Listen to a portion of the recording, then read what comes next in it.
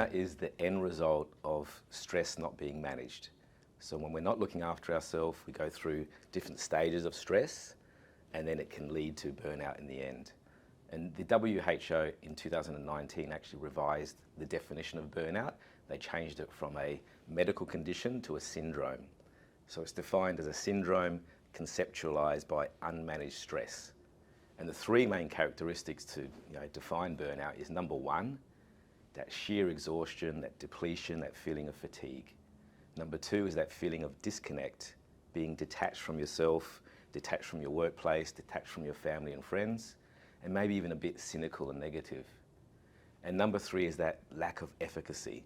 So things that would normally be quite easy for you can be quite difficult and hard.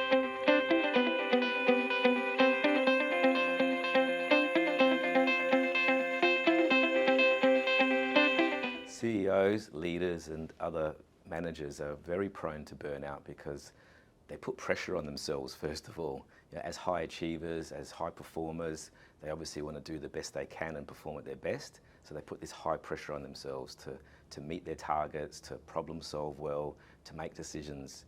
And also that unrelenting pressure comes from different areas too. So on an organizational level, they want to make sure that they do the best for the company, making sure that shareholders are happy and they're driving the business to success, but also looking after their team as much as possible. So that pressure comes from different directions, their own self-pressure, organizational level, and also looking after their team.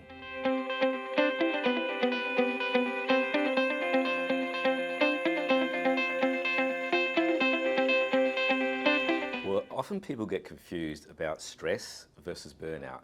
In many ways, they think that actually stress is burnout, but there's a big difference between chronic stress and the end result being burnout.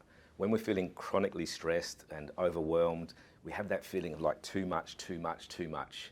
There's this overwhelm going on, we can't cope with the current situation, things are moving fast, we're overstimulated and overwhelmed. Whereas burnout has a very different feeling. That feels more like not enough. I'm done, I'm exhausted, I can't keep going. And usually it's a stage that we go through. There's different stages we go through. So there's everyday stress, which we need. I call this the green zone.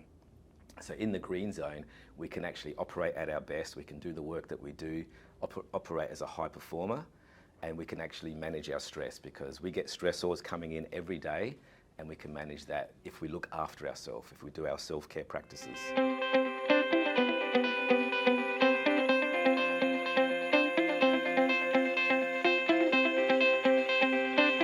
The good news is we can actually put measures in place to actually prevent burnout happening in the first place. So the first thing is to catch it as soon as we can. So if we can catch it in the green zone, being that everyday stress, before it turns into chronic stress, that yellow zone, before it goes to the orange and red, we have a far better chance of managing it. So catching it as early as we can. And there's three main things to work with this. First of all, that's self-awareness.